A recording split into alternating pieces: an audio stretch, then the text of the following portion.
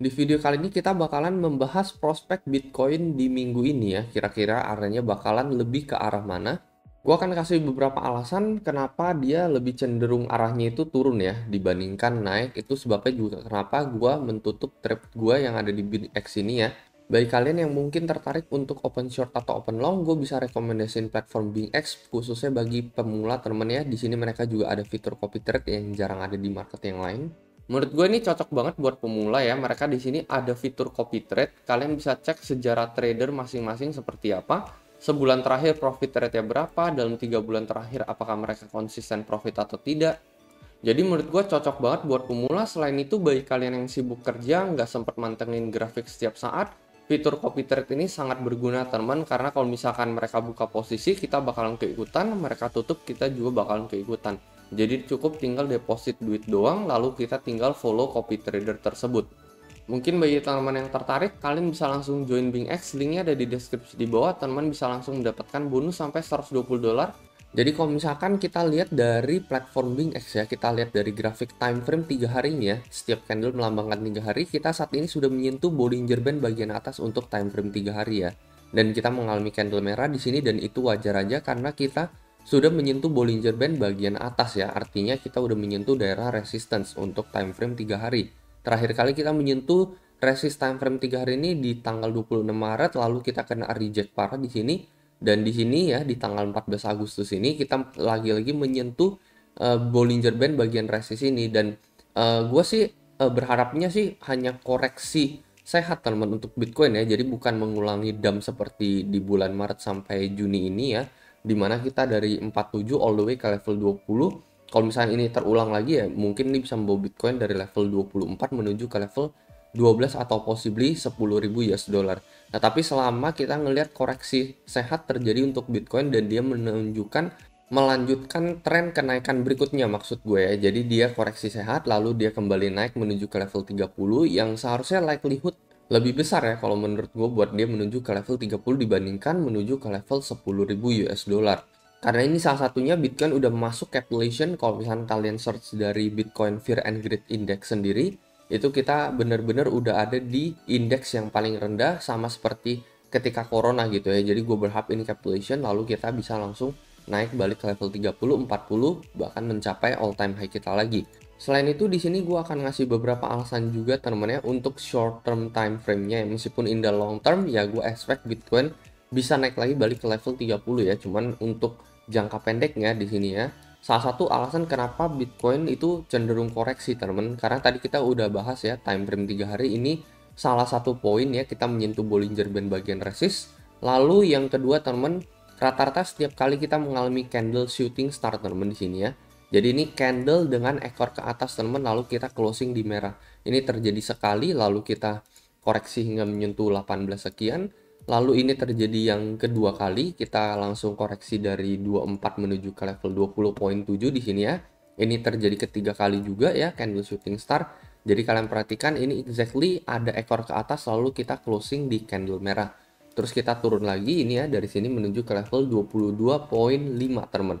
Lalu yang kemarin kan kena invalidate di sini ya shooting star, namun kita membentuk candle hammer, kita naik lagi.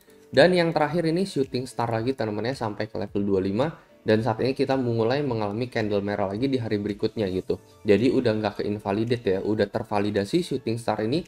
Persis kemarin kita closing di tanggal 16 Agustus dengan candle merah. Jadi bukan dengan candle hijau. Ini menandakan bahwa bisa aja dalam beberapa hari kemudian kita akan mengalami koreksi lanjutan untuk Bitcoin. 3 kali kita mengalami shooting star teman ya. Rata-rata setelah itu ya kita mengalami candle merah di hari-hari berikutnya gitu. Jadi ya bisa dikatakan ya kecenderungannya 70% kalau misalkan saat ini kita mengalami shooting star lagi, kita akan mengalami koreksi, pertanyaannya sampai menuju level berapa.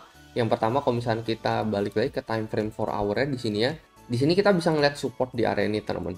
Lalu ini juga sesuai dengan ekspektasi video gue yang kemarin di mana gue expect Bitcoin bakalan break support lagi di bawah 238 ya, 237 dan kita sempat menyentuh 236. Ini masih sesuai dengan support kita yang ada di tanggal 10 Agustus dan 12 Agustus. Nah, tapi ya menurut gue kemungkinan ini juga bakalan ke break teman ya 236 ini. Potentially kita bakalan retest ke area level 22.7 lagi di sini ya 22.8, 22.7. Tapi sebenarnya target gue bukan di area 22,7 ataupun 22,8 ini teman. Target gue lebih ke teman ya, lebih ke arah 21,5. Ini adalah area yang gue bicarakan dari beberapa minggu yang lalu teman ya, dimana gue expect untuk level koreksi Bitcoin mencapai 21.500 US dollar ini.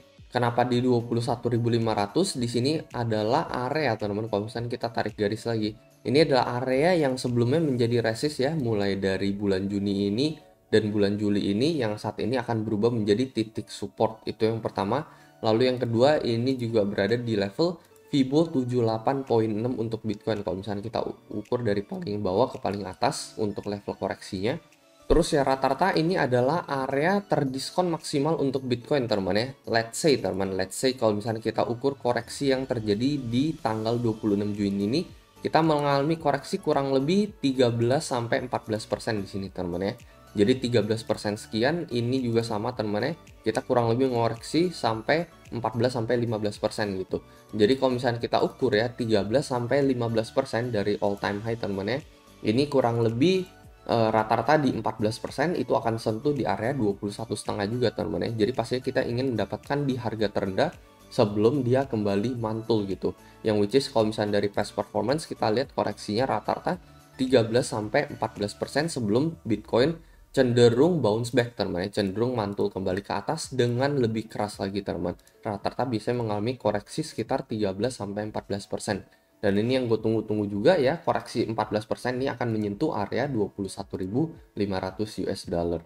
Dimana nanti gue akan membuka posisi long gue berikutnya lagi teman-teman untuk Bitcoin dengan stop loss yang berada di level 20,7 ini. Jadi meskipun secara time frame daily level support yang semakin lama semakin tinggi ya, kita kan break dari di bawah 22,5 ini. Tetapi menurut gue selama kita bisa stay di atas 20,7 ini, menurut gue so far tetap aman buat Bitcoin, dan ini bisa melanjutkan tren kenaikan Bitcoin dari level 21,5 ini mungkin menuju di atas level 25 ya, ke level 26 atau ke level 28.000 US dollar.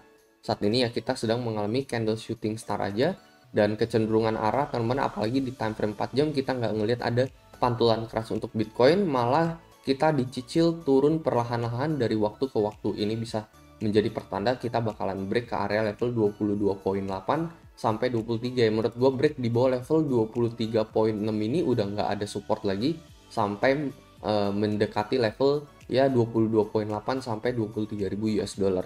Itu aja teman-teman paling kalau menurut pendapat pribadi gue. Kalau menurut kalian kayak gimana, mungkin kalian bisa coba komentar di kolom komentar di bawah. Saran gue selalu akan riset kalian sendiri lagi sebelum membuka posisi trade apapun ataupun membeli koin apapun. Itu aja, dan seperti biasa sampai jumpa di next video.